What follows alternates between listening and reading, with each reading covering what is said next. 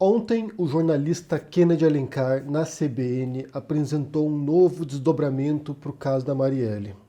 Segundo o jornalista, a polícia do Rio de Janeiro, agora a Polícia Civil, está trabalhando com uma nova linha de investigação, com uma nova tese, bem, além de outras possibilidades, obviamente, mas que relaciona agora, ou põe o Carlos Bolsonaro, um dos filhos do Bolsonaro, nessa trama agora, na trama da Marielle. Por quê? Por que isso surgiu agora? Bem, primeira coisa tem a ver com o porteiro, né? O porteiro do condomínio no qual mora o Bolsonaro e no qual o Carlos Bolsonaro também tem uma casa e onde também morava um dos suspeitos do assassinato, o Rony Lessa. Antes de entrarmos no Carlos, vamos falar um pouquinho sobre o porteiro, né? Porque o porteiro deu um novo depoimento agora à polícia e ele voltou atrás no depoimento dele que dizia que tinha falado com o Bolsonaro, com o seu Jair no dia do crime. Que o outro suspeito, o Elcio Queiroz, teria pedido acesso para ir para a casa do Jair Bolsonaro. Ele tinha dado 2 depoimentos anteriores, no qual ele dizia isso, no qual ele reforçava isso, que ele tinha falado com o seu Jair e era o seu Jair que tinha dado autorização para a entrada do Elcio.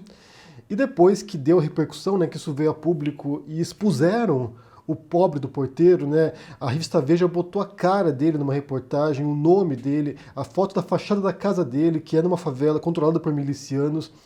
Quando a Veja fez isso, a polícia voltou a interrogar o porteiro e agora ele voltou atrás. Segundo esse novo depoimento, o que aconteceu foi que ele errou na hora de preencher lá na planilha. Ele errou o número da casa, em vez de botar a casa do Rony Lessa, botou a casa do Bolsonaro. E para não se contradizer, ele foi lá e disse que quem atendeu o interfone foi, ou o telefone, né? Porque a gente não sabe agora se tem interfone ou não tem. Tem relatos controverso em relação a isso, mas quem atendeu a chamada foi o seu Jair. Então agora ele voltou atrás e disse que não, disse que ele se confundiu, que na verdade ele quis manter a coerência e se confundiu e na verdade isso não aconteceu. O que é muito estranho, na verdade, né? Como eu disse, após essa exposição do porteiro, que até onde eu saiba acabou com a vida dele até agora, possivelmente essa nova versão não é exatamente a verdade. Eu tenho a impressão aqui que a versão original possa estar mais próxima da verdade. E quando surgiu essa história do porteiro, né, quando surgiu esse vínculo entre a família Bolsonaro com os suspeitos de ter executado a Marielle, o que o Carlos Bolsonaro fez foi pegar os áudios da portaria, que tem as conversas dos porteiros com os moradores, pegou esses áudios, fez vídeos, publicou na internet, nas redes sociais. Aparentemente, alguns desses áudios foram editados. O simples fato de tanto o Bolsonaro quanto o filho terem tido acesso a essas provas, a esses áudios, antes da polícia, ele pode também indicar algum tipo de violação da lei, algum tipo de fraude processual, ou seja, acabou pondo eles mais vinculados ainda a esse crime. E agora com essa nova linha de investigação, isso remonta a um depoimento feito logo após o assassinato da Marielle, de uma das assessoras dela que estava no carro com ela e sobreviveu ao crime, um depoimento da Fernanda Chaves, e que contou uma história, uma desavença que houve entre a Marielle e o Carlos Bolsonaro, isso logo no começo do mandato dela, em 2017. Eu vou ler aqui o trecho da reportagem da revista Época, que fala sobre isso. A reportagem se chama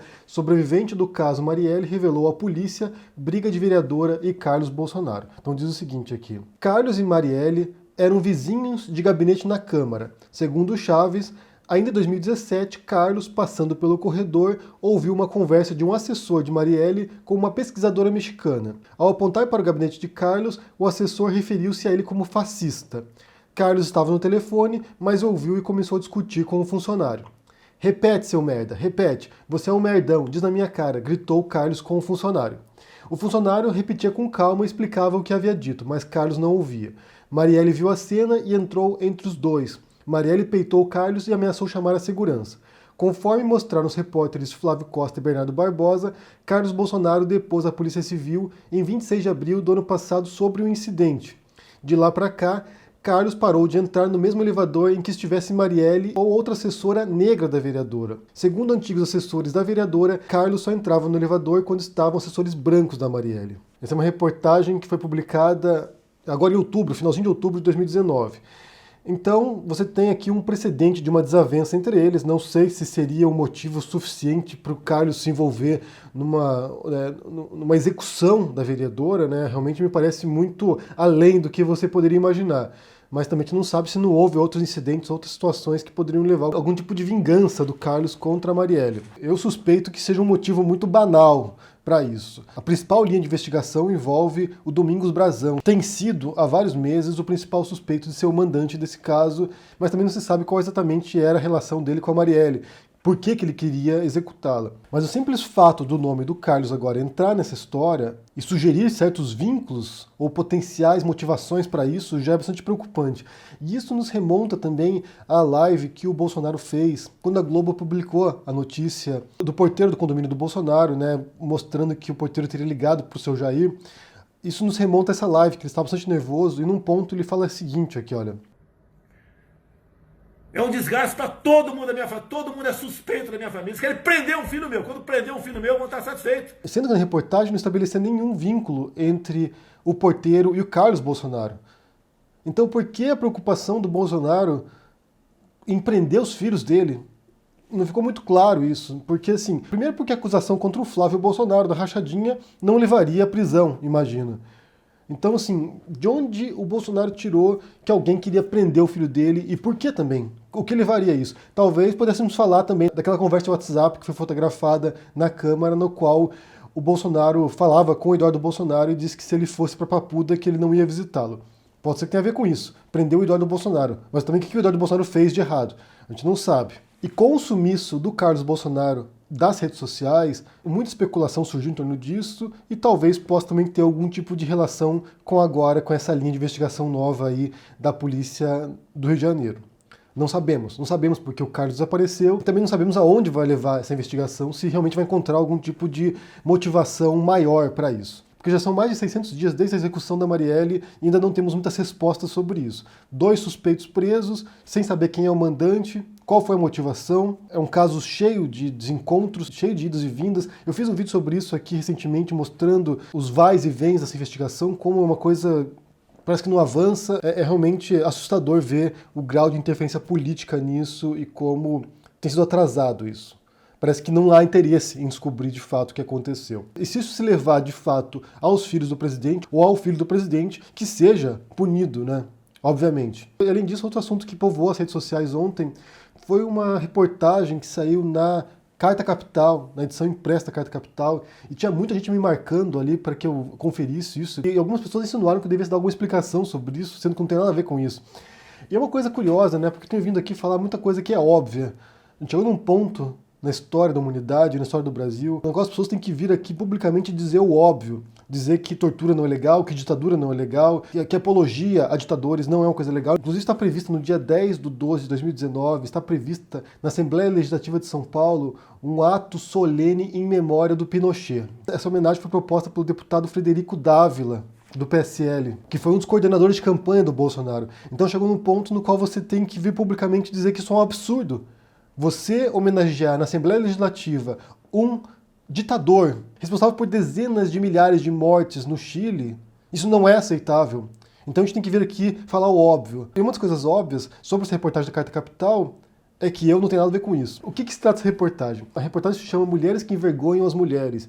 É uma reportagem bastante machista, como as pessoas identificaram ali, como as pessoas estão denunciando isso. Ela é escrita por Nirlando Beirão, que é redator-chefe da Carta Capital, e ele apresenta várias personalidades da política. É uma reportagem bastante misógina. Se tem uma coisa que eu constantemente critico aqui, e eu peço que vocês não façam, e mesmo assim infrutífero na maior parte das vezes, é a gente tentar evitar comportamentos escrotos. E geralmente quando eu comento sobre mulheres da oposição, por exemplo, sobre a Joyce Hasselman, sobre a Sherazade, sobre a Janaína Pascoal, sobre algumas pessoas que estão falando besteira por aí, ou representam valores dos quais a gente discorda, o grau de toxicidade dos comentários aqui é inacreditável. Os comentários tendem a ser tóxicos porque as pessoas querem expressar sua indignação, sua raiva, e isso, para mim, não é aceitável também. Eu acho que a gente devia ser melhor do que isso, a gente devia controlar os comportamentos na internet e tentar ser mais civilizado. Mas, via de regra, os comentários aqui, você encontra insultos, ameaças, você encontra todo tipo de coisa, e eu não tenho responsabilidade sobre isso, mas eu condeno sempre que possível. Mas no caso das mulheres é particularmente tóxico. No caso das mulheres você vê como a misoginia brota mesmo, inclusive de mulheres. Quando eu falei aqui, por exemplo, da Luana Piovani, os comentários aqui eram inacreditáveis de repugnante. Ou da Joyce Hasselman também. É uma que eu comento aqui e os comentários são, assim, inacreditáveis, inaceitáveis. Então, se tem uma coisa que eu condeno é o machismo. Na verdade, não basta você não propagar o machismo, mas tem que ser contra o machismo, tem que ser contra o racismo, contra a intolerância, contra a xenofobia. Eu acho que é nosso papel fazer isso, a gente ser contra esses comportamentos. Então a reportagem, de fato, é péssima, é nojenta. Mas eu não tenho nada a ver com isso, não foi eu que escrevi a reportagem. Eu escrevo para a Carta Capital desde abril desse ano. E se você olhar nos meus artigos aqui, no finalzinho deles, sempre tem uma observação aqui. Este texto não reflete necessariamente a opinião da Carta Capital. Ou seja, o meu texto na Carta Capital reflete a minha opinião, e não da Carta Capital. E muito menos a opinião dos outros articulistas da Carta Capital, dos outros colunistas da Carta Capital.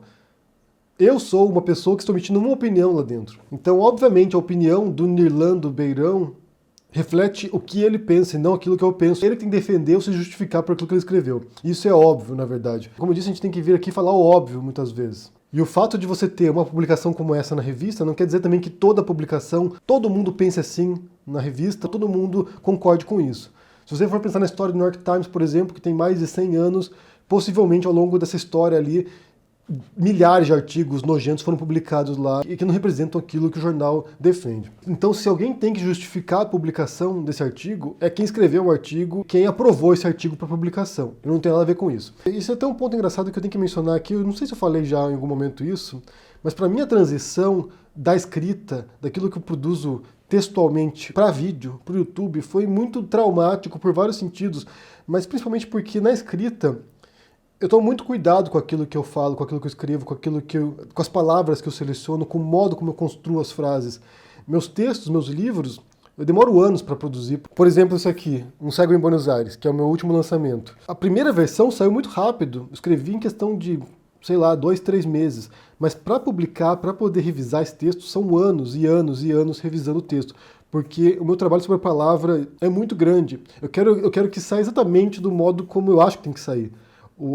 As palavras corretas, as frases bem construídas. E para o vídeo, para mim, é um grande desafio, porque no vídeo eu não tenho a opção de ficar voltando e revisando o vídeo. Eu não tenho como voltar aqui e alterar o modo como eu disse a frase, aperfeiçoar o texto para que ele fique mais próximo da perfeição possível. Não tem como fazer isso. Eu sento aqui e venho num fluxo de consciência, que eu vou falando, vão surgindo as ideias, eu vou dizendo as coisas, eu vou devagando, abro um parênteses, e depois na hora da edição eu tento consertar um pouco para que fique mais apropriado, para que não saia nada como eu não queria ter dito. No texto escrito há muito mais controle sobre isso. Na fala é mais no improviso, não tem tanto controle. Então, para eu conseguir chegar aqui e falar na câmera, foi uma curva de aprendizado tremenda que ainda ocorre hoje. O meu ambiente mesmo é o texto, é a escrita. Então, essa transição foi difícil, ainda é difícil para mim. Quando você lê um livro meu, você sabe que ali tem anos de trabalho, tem horas e horas sobre aquele texto, tentando encontrar o melhor modo de expressar as ideias. Quando você vê um vídeo aqui, foi um vídeo que eu gravei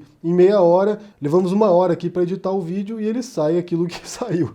Então, basicamente é isso. Mas, repito, eu sou responsável por aquilo que eu digo, não por aquilo que os outros dizem. Que fique claro isso. Então, eu quero saber o que vocês pensam sobre aquilo que eu mencionei hoje aqui. Primeiro, sobre a investigação agora que está considerando o Carlos Bolsonaro como um possível suspeito, que já é assustador pensar também que você pode ter o filho do presidente agora, nesse caso, né, envolvido nesse caso de algum modo. Sobre o novo depoimento do porteiro, que voltou atrás agora e disse que não disse o que tinha dito. Sobre essa publicação da Carta Capital, se você viu alguma coisa sobre isso, né, sobre essa reportagem machista que foi publicada na revista. E também, por fim, sobre essa homenagem que eu vou fazer na Assembleia Legislativa de São Paulo, em memória do Pinochet, em memória de um ditador, isso feito por alguém que coordenou a campanha do Bolsonaro. O que você pensa sobre essas coisas aí? Qual a sua opinião sobre isso? Deixa no comentário, deixa o joinha, assina o canal, ajude no apoio, a gente se vê por aí. Abraço e até mais. Tchau!